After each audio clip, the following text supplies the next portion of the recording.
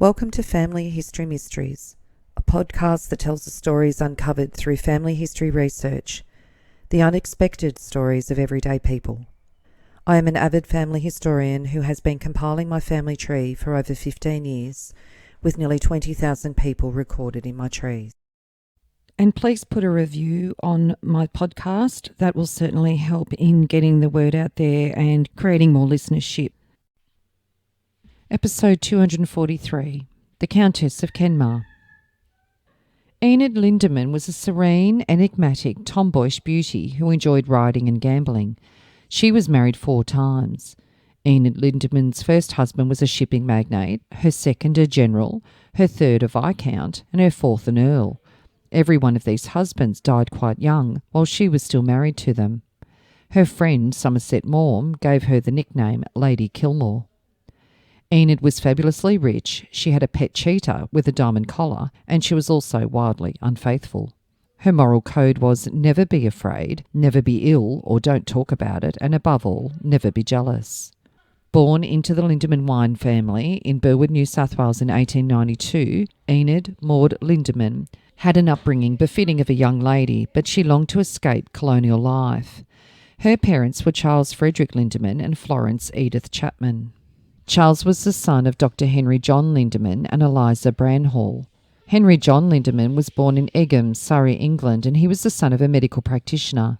He trained at St. Bartholomew's Hospital and was appointed surgeon in the naval hospital ship Dreadnought that was moored at Greenwich. In 1837, he became a surgeon in the Marquis of Camden and went to India, Canton and other ports on a voyage lasting 18 months. On the 11th of February 1840 at Southampton, he married Eliza Harriet, the daughter of Joseph Abraham Bramhall. Dissatisfied with prospects at sea and in England, Lindeman migrated to Sydney with his wife and arrived in September 1840. They settled at Gresford on the Paterson River and he opened a medical practice. In 1843, he acquired the Countess estate, where he found the soil and climate suitable for successful winemaking and established a vineyard.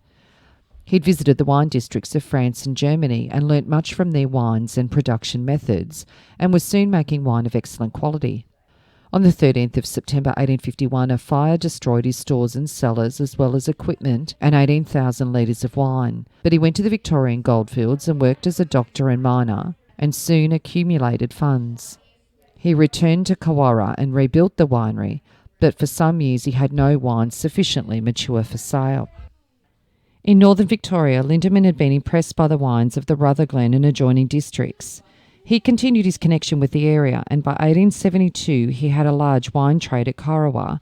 In 1870 he transferred his business activities to Sydney because of the demands of cellar space and increased production.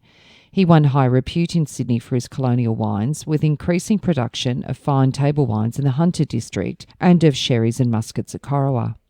In 1879, he took 3 of his 5 sons into partnership. He established his firm on the sound basis of selling only mature wines of good quality. Enid's father Charles was born on the 11th of August 1854 in Horton, New South Wales. He married Florence Chapman in 1883 at Burwood, New South Wales, when he was 29 and Florence 19. They had 7 children, Enid being the 5th child born.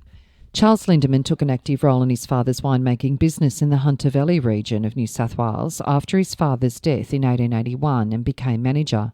He was also a wine judge in agricultural shows. He was appointed an advisor to the New South Wales government on matters of the wine industry in 1896. Enid featured in Sydney's society pages from 1908 when she was 16. Enid met a 45-year-old American shipping magnate, Roderick McLeod Cameron, at a charity ball in the Sydney Town Hall. At the age of 21, on the 19th of February 1913, she married Roderick, who was 45. The Sydney Morning Herald featured an article on their marriage. There was a large and fashionable gathering at St Paul's Church in Burwood last Wednesday when Mr Robert McLeod Cameron of New York was married to Miss Enid Lindeman, eldest daughter of Mr and Mrs Charles Lindeman of Bramhall in Strathfield. They had a son, Roderick William Cameron, known as Rory, on the 13th of November 1913. Enid lived a grand but lonely life in Manhattan, but in 1914, just before her son Rory's first birthday, Cameron died from cancer, aged only 46, leaving most of his fortune to Enid. The death of Roderick Cameron was outlined in the Sydney Morning Herald on the 27th of October 1914. The late Mr. R.M. Cameron. The late Mr. Cameron, whose death occurred last Thursday at his residence, Clifton, Burleigh, Staten Island, New York, was well known not only in America but in Sydney, both in social and commercial circles. He was the son of the late Sir Roderick Cameron, who by birth was a Scot-Canadian, and he was a commercial agent for Queensland in the United States until his death in 1900, and he was also one of the New South Wales commissioners to the Centennial Exhibition held in Philadelphia in 1876. His son was partner in the firm of R.B. Cameron & Co. of New York and elsewhere. In 1913 he married Enid Lindeman, eldest daughter of Mr. C.J. Lindeman of Sydney. For the greater part of his life he resided in New York, but in 1887 he paid his first visit to Australia and New Zealand, his next visit being 1897. His consequent stay in Australia extended over a period of 3.5 years. Mr. Cameron was born in New York in the same house in which he died, and he left a wife and one son, aged only 12 months. A little less than a year later, on the 8th of September 1915, in the Australian Town and Country Journal in Sydney, it said that Mrs. Roderick Cameron, née Miss Enid Lindeman, is staying with her brother, Dr. Lindeman, at Gunnedah. Enid then began an affair with Bernard Baruch, an American financier and presidential advisor. Off she went to Paris, working as a volunteer nurse by day. She bought and kitted out her own ambulance to collect injured soldiers from the front, and changed in the evening into beaded and fringed dresses from the House of Worth to dine at top restaurants. Standing almost 6 foot tall with red hair and emerald green eyes, she caused havoc amongst the officers. Enid's second marriage in 1917 was arranged by an older friend of Enid's, Lord Derby, to Lieutenant Colonel, later Brigadier General, Frederick Cavendish. Frederick was 39 and Enid 25. Known as Caviar Cavendish for his high living, he was actually an impoverished aristocrat who'd been swindled out of his inheritance. It was her money, not his, that enabled him to keep a string of polo ponies. Her reason for marriage was simple: she needed someone to manage her money. What Enid wanted to do, it seems, was to have affairs. By day she schooled Caviar's polo ponies, and by night she dressed as a man and played the piano or her swanny whistle in the band of the officers' mess. She also met and began an affair with Lord Carnarvon, custodian of Highclere Castle and a dedicated Egyptologist, and she was among the first to be shown Tutankhamun's tomb after its discovery in 1922. In the Sydney Daily Telegraph on the 27th of January 1925, in a small article, it stated that Mrs. Cavendish, who will be remembered here as Miss Enid Lindeman, has returned from England. Mrs. Cavendish attended the races on Saturday with her sister, Miss Marjorie Lindeman. She and Cavendish had 2 children, Patricia Enid in June 1925 and Frederick Carroll Phillip in October 1926. The family spent 2 months of every summer living it up in Les Torquay. Cavendish died of a cerebral hemorrhage in December 1931 in Paris, aged only 54, living in an estate worth just £286. Luckily, Enid still had her Cameron money. Enid's third marriage on the 4th of August 1933 in London was to Viscount Marmaduke Furness, the 6th richest man in the world, a shipbuilding millionaire who was 9 years older than Enid. And on 13th of July 1933, there was a photo of them in the newspaper, and it says, Lord Furness and his fiancée, Mrs. Enid Cavendish, photographed at Epsom. Mrs. Cavendish is the daughter of the late Mr. Charles Lindeman and Mrs. Lindeman of Sydney. Lord Furness, a wealthy director of shipping and steel companies, was divorced in January. Mrs. Cavendish is a widow with a son, aged 21, and 2 daughters. She recently lived in Les Torquay in France. This was Lord Cavendish's third marriage as well. His first wife, Daisy, had died aboard their yacht during a cruise, and he buried her at sea. There were rumours surrounding the circumstances of her death. His second wife, Thelma Morgan Converse, from whom he was divorced, had been the mistress of the Prince of Wales and the best friend of Wallace Simpson. He was a terrible snob, even estranging himself from his daughter Averil from his first marriage when she married a handsome hunter that he called a bloody tradesman. He first saw Enid at a casino in Les Torquay, and after their first meeting he pursued her relentlessly with flowers and jewellery that would arrive daily, and planes, yachts and Rolls-Royce cars were put at her disposal.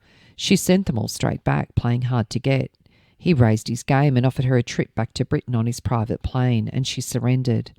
On marrying him, she handed over her Cameron fortune. Enid had 4 ladies' maids, 6 cooks, her own private plane as well as the cheetah, but her lifestyle came at a cost. The Duke would be furious if his shoelaces hadn't been ironed, and he had to have his nails buffed 3 times a day. He was a jealous man, prone to uncontrollable rages, and directed his anger toward Enid and her 3 children. Enid's children came to meet him, and she told them to bow and curtsy and call him Daddy. He said to them, "I am not your father, and do not address me as such." He ordered Pat's dog to be put down because he made too much noise. Enid intervened, but the dog had to be given away. Pat said, "I'd always disliked my stepfather, but now I hated him." Despite this, Enid said of Finesse that there was nothing in the world he was not prepared to give me. Of all the men that loved me, he was the one who was prepared to lay the world at my feet. They kept a dozen Rolls Royces in Kenya, where the Duke owned a safari lodge. He and Enid became part of the infamous Happy Valley set for 3 champagne-soaked months of each year. In the late 1930s, the rows between Enid and Finesse escalated. The Duke was increasingly eaten up with self-loathing and descended into drug and alcohol-fueled binges. When Enid fell off her horse, he managed to procure unlimited morphine from his doctor for them both. She weaned herself off it. He didn't, and became seriously ill. No longer did she discreetly see other men and outsmart the detectives he set upon her. She flaunted her affairs openly. One paramour, the Duke of Westminster, known as Bendor, was a threat to Finesse, as he was the only man who rivalled his wealth. Finesse departed overseas, a rare move as he rarely left Enid's side, afraid that if he did, she would cast her eyes elsewhere. What would follow would be something of a charade. She sent Finesse a letter claiming she was going to commit suicide by shooting herself. In great distress, he returned home and sent a search party to find her, and she was discovered in a London clinic after having a facelift. In 1939, Enid and her son, Rory, bought Villa Fiorentina in the south of France and restored and renovated it. They acquired one of the great properties of the French Riviera. In 2014, it was rumoured to be on the market for $525 million, making it one of the most expensive houses in the world. It sounds like a paradise, but when the war broke out, it became a gilded prison in a country thick with Nazi collaborators. In the early days of the Second World War, Enid and Finesse were staying at La Fiorentina at Cape Ferrat.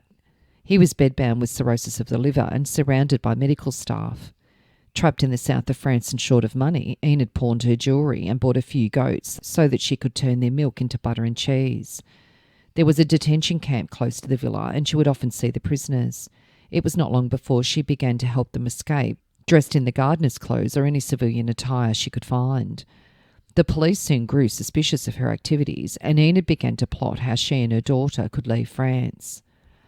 Owing to her connections with the British government, she secured passage on an airship departing from Lisbon.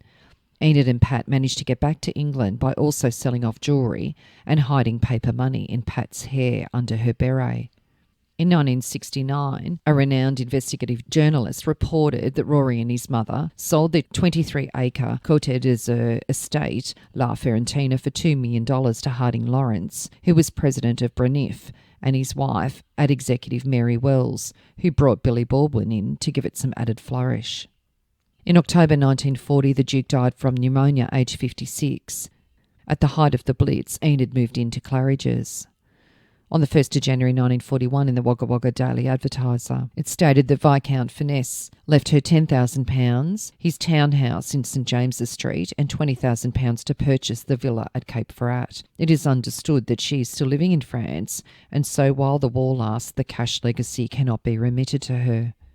On the 1st of May 1946, in the Melbourne Age, Viscount's legacy in dispute, Australian third wife involved. The £1 million fortune, which is said to have been bequeathed by the late Viscount Finesse to his third wife, formerly Mrs Enid Cavendish of Sydney, will be contested in an action which comes before the probate court in its Easter term, which opens today. Viscount Finesse, a ship owner, a racehorse breeder and industrial magnate, who'd married 3 times and died in unoccupied France in October 1940, left £3 million, of which he bequeathed 7/8 to his eldest son Christopher, an officer in the Welsh Guards. But unknown to his father, Christopher was already dead. He'd taken a gallant part in the retreat of the British Army from Arras and was killed in a hand-to-hand fight by which a British transport column was saved, an exploit which won him the posthumous VC. The title and fortune then went to the present peer, the 17-year-old William Anthony, a son of the dead millionaire's second marriage. The third wife's share of the estate was £10,000, a townhouse and £20,000 with which to buy a villa at Cape Ferrat in southern France. But just before he died, Viscount Finesse made 2 codicils to his will, in which it is said he greatly increased the proportion of his fortune which he left to his third wife. The sum which he thus proposed to leave her was believed to exceed £1 million. The codicils were made only 10 days before he died. In a previous court application, Enid successfully claimed an annuity of £8,380, but the question of the validity of the last 2 codicils was reserved by the guardian of the young Viscount and defended by Enid. The young Viscount is completing his education in England and was until recently living with his mother Thelma, who is one of the beautiful twin Morgan daughters, one of whom, Gloria, married Reginald Vanderbilt, the American millionaire. As fate would have it, Enid discovered an old boyfriend, Valentine Edward Charles Brown, also known as Viscount Castlerose, or the 6th Earl of Kenmare. The Earl had taken a suite at Claridge's. Over the years, he and Enid had contemplated marrying one another, but as Enid put it, my husband or his wife got in the way. Lord Castlerose was married in May 1928 to Jessie de Levenay, known as Doris. They divorced in 1938 and had no children. Jessie died in December 1942 of an overdose of sleeping pills at the Dorchester Hotel in London's Park Lane. Despite his fame and earldom, he was always short of money. Enid, however, must have suspected his title came with a fortune, and Valentine himself assumed she was a millionairess. Their love of money and false impression of one another inflamed their love affair, and they were married in January 1943. Enid's daughter Patricia was an attendant at the wedding. Now the Countess of Kenmare, she followed her husband to Ireland, where she established herself at his family seat at Killarney in County Kerry. 8 months later, she was once again a widow after Valentine suffered a fatal heart attack. An extract from the Kerryman on the 25th of September 1943 and also on the 2nd of October 1943. The 6th Earl of Kenmare, Valentine Edward Charles Brown, is dead. He had a heart attack on Sunday evening and on Monday passed away. Lord Kenmare was better known to Ireland and the world as Viscount Castlerose, whose literary genius made him universally famous. On the death of his father, he succeeded to the title in November 1941. Last January, he married Lady Finesse, and in June they took up residence at the ancestral home in Killarney. Last week, Lady Kenmare returned to London on holiday. The news of a rather sudden and unexpected demise of such a true and staunch friend left everyone in Killarney stunned.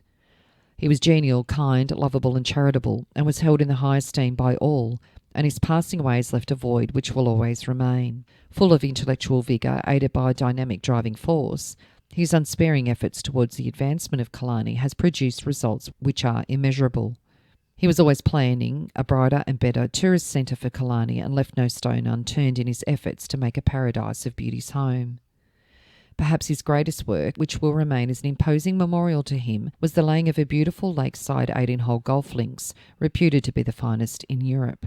He made a splendid job of this, but he was never satisfied until it had reached perfection. He also had in mind the idea of creating an airport at Killarney.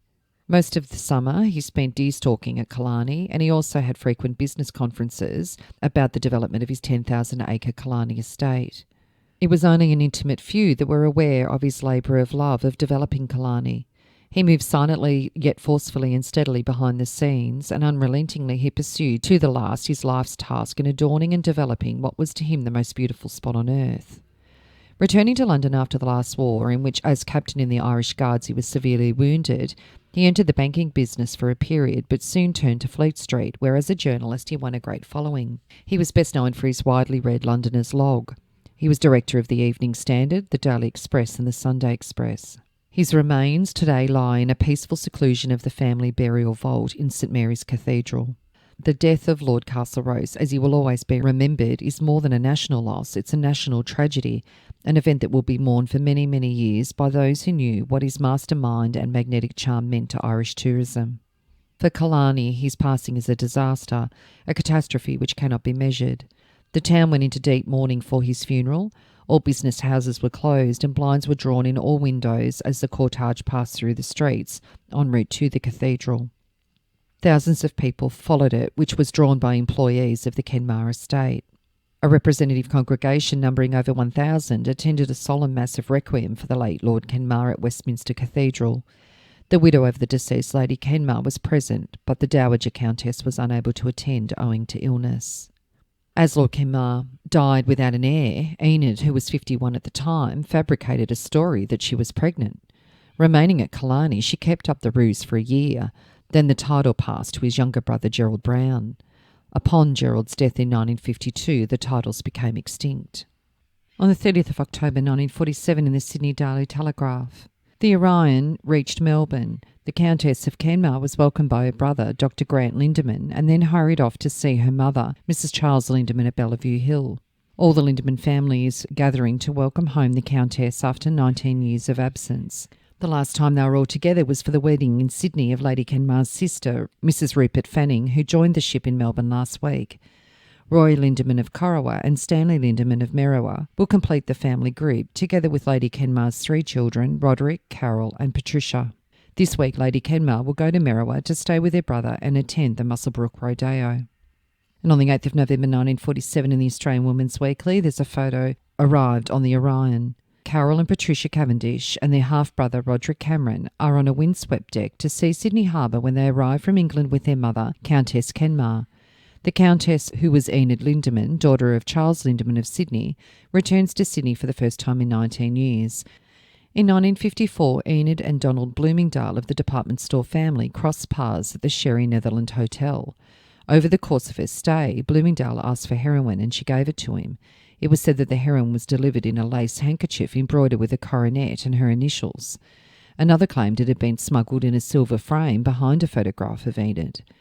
Either way, the dose proved fatal, and Enid fled New York. "You know how the American police are," she said at the time. In light of the Bloomingdale scandal, Enid's own drug-taking past was scrutinised. She was said to be a former heroin addict herself and was on the drug register. This was partly true. In the 1930s, she'd fallen from her horse and was prescribed morphine to ease a back injury. After becoming addicted, she entered a clinic to cure herself. If she was absent from a party or late to arrive, Daisy Fellows, with whom Enid shared a difficult relationship, would say, probably busy with her needle. After the incident, she never discussed Bloomingdale and for a long time stayed away from New York. Her society friends had their theories, but they never asked her about it. Daisy Fellows, again, was far more blatant. She was going to host a dinner party and invite 12 people. "All murderers, very convenient," she said. "There are 6 men and 6 women, and Enid will have the place of honour because she killed the most people of anyone coming." She was never kind to Enid, describing her as an Australian with a vague pedigree. Once when they were conversing, Enid began with, "People of our class," and Daisy raised her hand and stopped her and said, "Just a moment, Enid, your class or mine?" At a dinner party on Long Island, her host asked her why she was known as Lady Kilmore. Enid rose from the table and said she'd endured enough and she was leaving. Predicting her reaction, earlier in the evening the host had sent a car back to Manhattan, but Enid walked to the highway and hitchhiked home. In her old age, Enid lived at Broadlands, a farm in South Africa where she bred racehorses. Her old friend Beryl Markham trained them, but their partnership was tested by various factors, notably Enid's refusal to give her control of the stables. This frustrated Beryl, and she said, "Enid was getting very old and difficult. She couldn't understand what I needed, so I left." She felt the loss of Beryl greatly, and the running of the farm became increasingly difficult. For the remaining years of her life, she was in great pain, but refused to take medication, fearing her old morphine addiction would return. She was determined to overcome weakness, but strong enough to recognise it. Enid died at her property Broadlands in the Eastern Cape of South Africa on the 5th of January 1973 at the age of 80. Her ashes were buried in a shrine on Villa Fiorentina, and then they were moved after the sale of the mansion. There was a book where Enid features. It's titled These Great Ladies, Peeresses and Pariahs by Lindsay Spence, and another book by Robert Wainwright on Enid called Enid, the Scandalous High Society Life of the Formidable Lady Kilmore. A little on her children. Her son, Roderick Cameron Jr., known as Rory, was born on the 13th of November 1913 in New York. He was educated at private schools in England and Switzerland and later at the Courtauld Institute of Art. He was the heir to the shipping fortune, and in later life he became a prolific author, photographer and designer. He was known as a man with perfect taste and was an avid photographer. His photographs featured in several of his travel books. Amongst his books were The Golden Riviera, My Travels History, Equator Farm, Shadows from India, an architectural album, The Golden Haze, Captain Cook in the South Pacific, Shells, Time of the Mango Flowers, viceroyalties of the West, the Spanish Empire in Latin America, and Australia history and horizons. He worked for the Office of Strategic Services during World War II and spent much time in London. Having inherited wealth, he had no need to work. He also contributed to the magazines Life and Horizon for several years and was a contributing editor of L'Oreal. Apart from writing, his principal interest was interior design. He died on the 18th of September 1985 at Vaucluse in France from an AIDS-related illness at his home, aged 71. Enid's second child was Patricia Enid Cavendish, who was born on the 30th of June 1925. It was announced in the paper that Frank O'Neill, Australian champion freestyle swimmer and record holder, announced his engagement to Patricia Cavendish, the daughter of the Countess of Kenmare. The marriage is to take place abroad later in the year, and O'Neill and his fiancée will leave for Africa on Wednesday. And on the 2nd of October 1950, in the Albury Border Mail, it announces their marriage in Paris. The Honorary Patricia Cavendish, daughter of the Countess of Kenmare, married Frank O'Neill, Australian swimmer, whose father is the superintendent of the Manly Baths at Nice yesterday morning. The ceremony was performed by the British consul. Witnesses were Kathleen, Countess of Drogheda, and Lady Alvide Chaplin, who is the wife of Viscount Chaplin. About a dozen friends and relatives of the bride and groom were present. After the wedding, the couple returned to Countess Kenmare's villa at St Jean, Cap Ferrat, for luncheon. The O'Neills plan a short visit to London and then to return to Australia. Despite the opportunity for a lavish wedding offered by the Kenmare social standing and the Kenmare fortune, the idyllic setting of the villa, the ceremony was a quiet affair. Honorary Patricia Cavendish was a former dental mechanic. It was a love at first sight romance when they were Australia bound on the Orcades. "Of course, there's a lot of money in my wife's family, but that doesn't make me feel high hat," said Frank O'Neill today. "Living amongst money hasn't changed me, and it never will."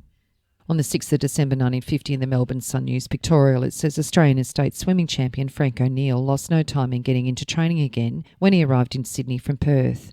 He's seen here after his first training swim at Manly Baths. The swimmer, who was married 6 months ago in France to the Honorary Patricia Cavendish, daughter of Countess of Kenmare, arrived in Fremantle with his wife aboard the liner Corinthic and flew to Sydney to train. She is following by ship. O'Neill will defend his titles in the Australian and New South Wales Championships.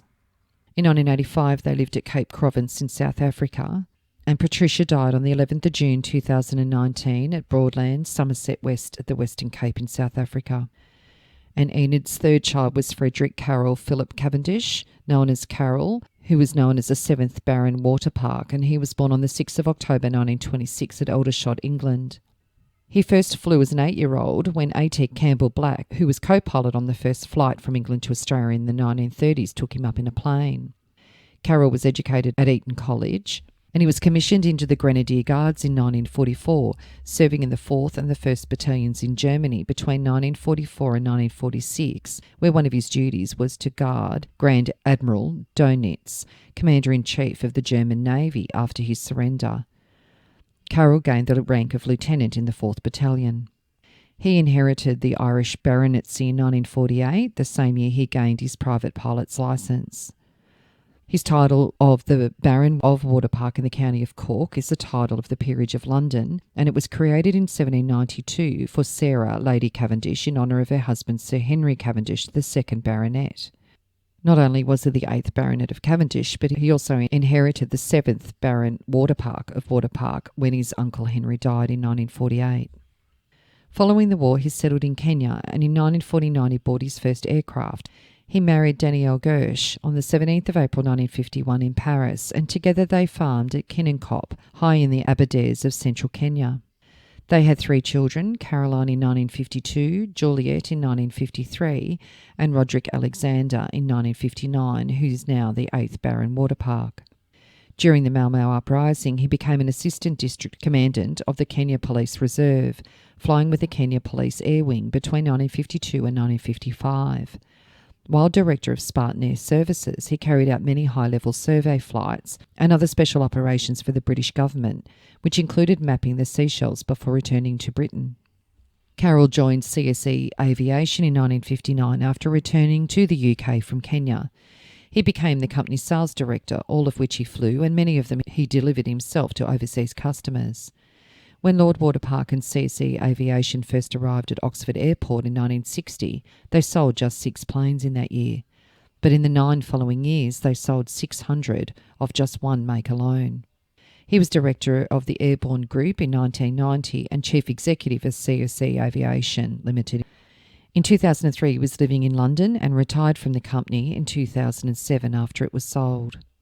Carol died on the 16th of October 2013, aged 87. And Enid's siblings. Her brother Frederick Harold Lindeman, known as Eric, was born on the 1st of October 1884 at the family property Redmire in Strathfield, New South Wales. He married Hilda Maud Mullins on the 12th of October 1912 in Homebush, New South Wales, when he was 28 and Hilda 22.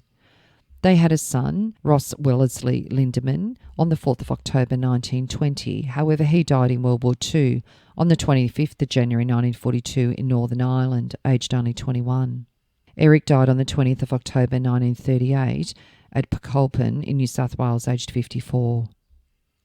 On the 1st of November 1938 in the Cessnock Eagle and South Maitland Recorder, it says, following close upon the lamentable death of Mr. Eric Lindeman, manager of Lindemans Limited, the late Eric Lindeman was a fine man who lived in our district for many years. Perhaps the best that is heard is the praise of those who worked under him. He is spoken of as a wonderful boss and as a friend to the worker in the one breath. Such praise is uncommon these days, but it describes Eric Lindeman as he is known to friends. He is one man who never did anyone a bad turn. Another brother, Grant Bramhall Lindeman, was born on the 10th of March 1886 at Canterbury, New South Wales. On the 22nd of December 1910 in the Sydney Evening News, he was amongst the list of registered, duly qualified medical practitioners. On the 19th of March 1913 in the New South Wales Government Gazette, it was announced that the Executive Council was pleased to appoint Grant Bramhall Lindeman, Esquire, MB, University of Sydney, as Government Medical Officer and Vaccinator at Gunnedah. He married Irene Wilkinson at Cessnock in 1913 and they had a son Grant in the same year. He served in World War I and then ran a medical practice in Gunnedah. By 1925 they were living in Double Bay, Sydney. On the 29th of November 1933 in the Newcastle Sun, doctor's wife application, a restitution order in Sydney. In the divorce court at Darlinghurst today, an order was made for Dr. Grant Bramhall Lindeman of Sydney to return to his wife, Irene Lindeman, formerly Wilkinson, within 21 days. The parties were married at Cessnock in December 1912. Mrs. Lindeman, who petitioned for restitution of conjugal rights, stated in an affidavit in June this year she received a letter from her husband asking her to divorce him. I have not the slightest intention, he said in his letter, of getting married again, but I think it would be better in many ways for both of us. I suppose restitution would be a grounds for divorce, as I have been informed that desertion would not be possible in the circumstances. According to another letter written by the husband, the parties had not lived together for over 7 years. And on the 3rd of December 1933 in the Sydney Truth, ordered to return, win for wife of Dr. Lindeman. A domestic breach that has thrown the spotlight of publicity on one of Sydney's well-known families was aired in Mr. Justice Stephen's divorce court last week, where Mrs. Irene Lindeman was successful in her appeal to law to compel her husband, Dr. Grant Bramhall Lindeman of Macquarie Street, to return to her. It was an undefended suit and Mrs. Lindeman won her point in less than 10 minutes. The marriage had united two families prominent in the wine industry, for according to the marriage certificate produced the other day, Dr. Lindeman's father was a wine merchant, and the occupation of the parent of Mrs. Lindeman, who was Miss Wilkinson, was that of a wine grower. They have a son, Grant, who is now 19. The family came to Sydney, where Dr. Lindeman took up practice in Macquarie Street, but in recent years there's been domestic differences that culminated in Dr. Lindeman leaving home.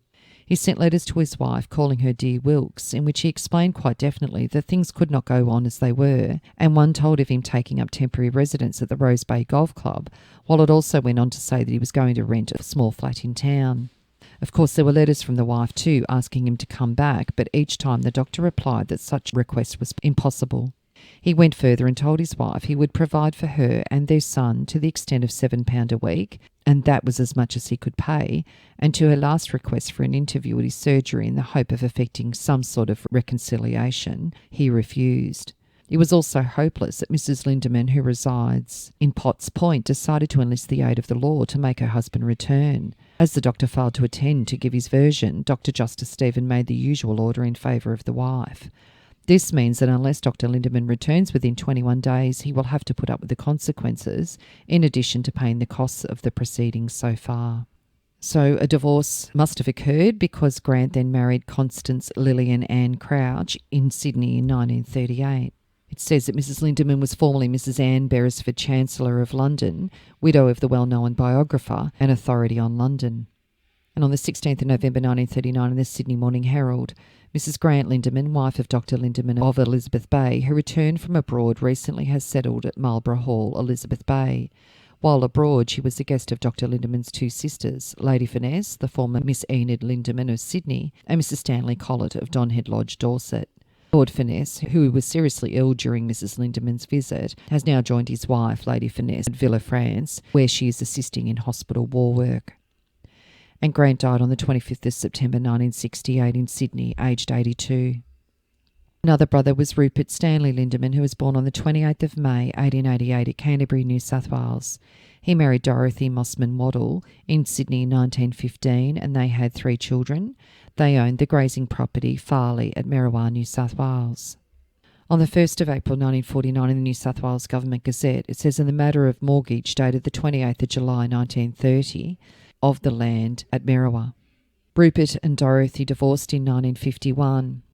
On the 8th of April 1951 in the Sydney Truth, it took Mrs. Dorothy Mossman Lindeman a long time to come to the conclusion that marriage was not for her, 32 years to be exact. Married in 1915, it was not until 1947 she'd made up her mind on the matter, when she moved quickly to bring about a situation which led to her husband, Rupert Stanley Lindeman, a grazier of Wilberforce, being granted a divorce in the divorce court on Monday on the grounds of her desertion.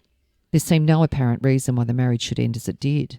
The couple, who are now in their 60s, were not short of chips. Both were well known socially. Lindeman was the son of Charles Frederick Lindeman, wine grower, a member of the family that's been making some of Australia's most famous wines for well over a century. Mrs. Lindeman was a daughter of a bank manager, James Waddell, an outstanding figure in the banking business of New South Wales in his time. The Rupert Lindemans themselves went on the land. They were at Yass for 18 years, then took up a station at Merriwa, where they were living until Mrs. Lindeman left in 1947. Up until 1945 they were married. Then Mrs. Lindeman left for 12 months. She returned but departed finally in May 1947. Lindeman said that he had not seen his wife since then. He said he wrote and told her he was going to sell the property and suggested that if he bought another place she might come back. The lady's written reply was that she was not coming back. The place was sold. Mrs. Lindeman's share of the sale was £3,000. Lindeman then bought the place at Wilberforce and went on living as a bachelor. Mrs. Lindeman now lives at Lemon Tree Passage, Port Stephens, a fact that was attested by one of her sons who lives nearby. Lindeman was given a decree nisi. And Rupert died on the 11th of December 1965 at Double Bay, New South Wales. Another brother, Roy Weecombe Lindeman, was born in 1890 in Strathfield, New South Wales. He enlisted in World War I and married Marjorie May Brearley in August 1924 in Sydney. It was described as a society wedding. They had 2 children, and he managed the Corowa-based wineries for the family business and died on the 1st of June 1969 in Corowa, aged 79. An Enid's sister, Nita Loane Lindeman, was born on the 21st of December 1896 in Strathfield, New South Wales. She married Arthur Stanley Collett in Cairo in January 1924. Arthur was 15 years older. She was 27 when they married. The marriage was announced in the Sydney Morning Herald on the 15th of March 1924. Collett Lindeman. At All Saints Church, Cairo, Arthur Stanley Collett of Colombo, Ceylon, to Nita Lindeman, second daughter of Mr. and Mrs. Charles Lindeman. They had 3 children, all born in London.